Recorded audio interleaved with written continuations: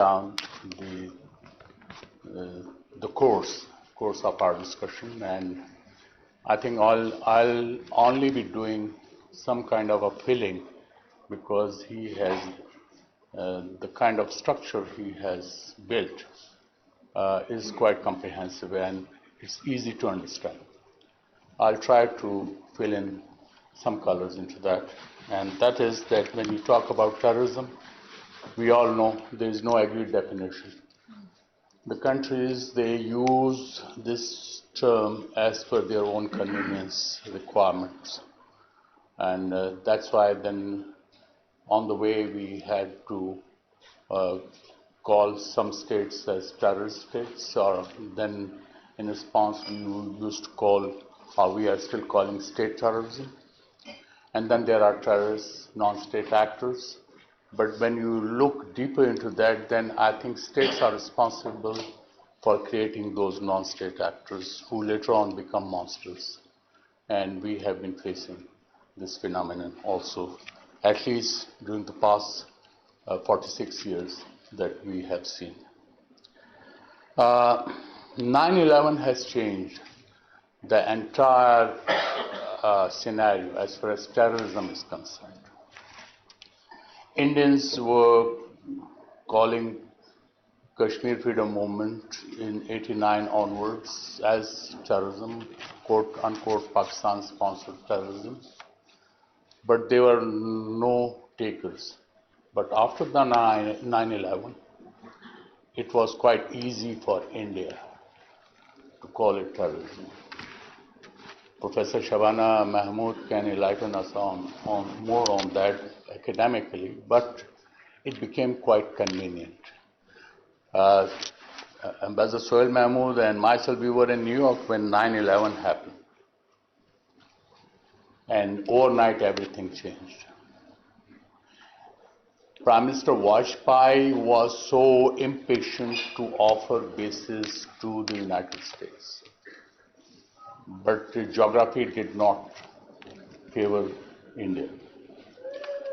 So Pakistan was chosen. So we were the lucky ones. But what happened afterwards? We became a non-NATO ally, and the very next day the West imposed sanctions against Pakistan in a way that they advised their people not to travel to Pakistan. So in a way it was an unwritten form of sanction against Pakistan. Therefore, ever since we were declared as non-NATO allies, our exports have not increased. Those are stagnant. Reason is, doing business with Pakistan has become difficult. Insurance cost has gone up. Your input cost has gone up. So therefore, one of the major reasons that your exports are not increasing, the reason is the prospective buyer does not want to travel to Pakistan. He or she expects you to travel to a destination of his choosing.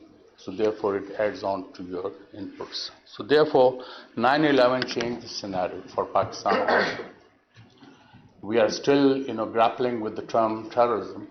We are still in the 6th committee of the UN. We are negotiating with the term terrorism.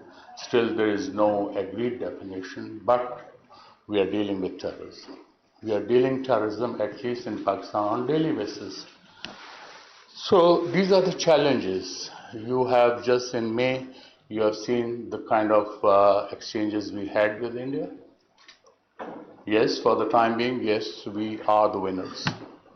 But the challenges are very much there.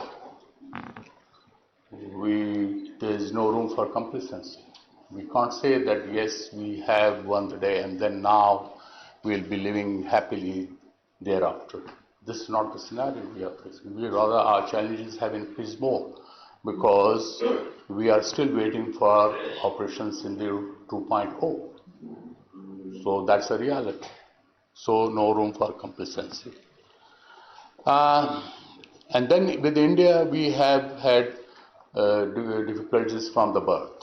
So those birth defects are taking us and snapping our energies for the past over 7 decades. and it's continuing. And there is no respite. In fact, it is increasing day by day. So these challenges which you need, except for not only for Kashmir, but we have had actual wars, and then still we could not find solutions. So since the topic is within South Asia about the terrorism and all that, so what we have seen in Kashmir is actually state terrorism with over 100,000 Kashmiris killed with impunity. Still no questions asked to India. And then now, since 2014, the dispensation we are witnessing at the moment is not only you can say quite aggressive against the Kashmiris, but also against the minorities, especially Indian Muslims.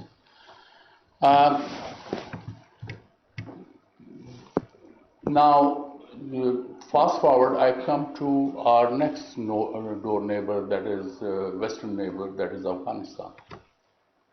We have had inimical relationship from the beginning. We had problem of Pashtunistan and since Zahir Shah's time.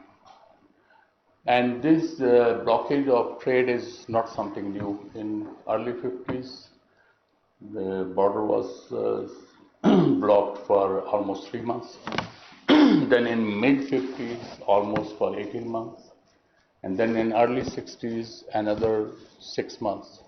So this is not something new. But lesson learned because of those blockages was that we did not earn any goodwill, one. Secondly, it did not benefit Pakistan. So if it did not accrue benefits to Pakistan then, don't expect those benefits accruing to you now. Trade cannot. Reason is, another example I should quote. India-China had an exchange in Galwan Valley in 2000. Mr. Modi immediately banned Chinese companies. But that ban could stay only for 6 months because the Indian businesses started feeling the pinch and they went to Mr. Modi to lift those bans. Result was that in 2000, India-China trade was $85 billion. But after lifting off the ban, last year, the trade was $135 billion. It increased almost to $40 billion. While their dispute is very much there, it's very much the same. Rather, there have been recent tensions also. But don't weaponize the trade. When we have been telling, like we are telling India, don't weaponize water. So I think my advice here to our people would be, don't weaponize trade with Afghanistan. It will not benefit us. So this is the lesson learned as far as when you talk about terrorism. Now when we talk about TTP terrorism, related terrorism, so this is something we have to face the music. Somehow we perhaps wrote the score of this song. And we thought that we are a bulwark against communist expansion. And we were the bulwark and we were the protectors of free world. We did that very happily. What happened next? Now we are facing Afghanistan, and Afghanistan which has been destroyed by its own leadership. And that leadership is now sitting outside the country, leaving the country to suffer. Now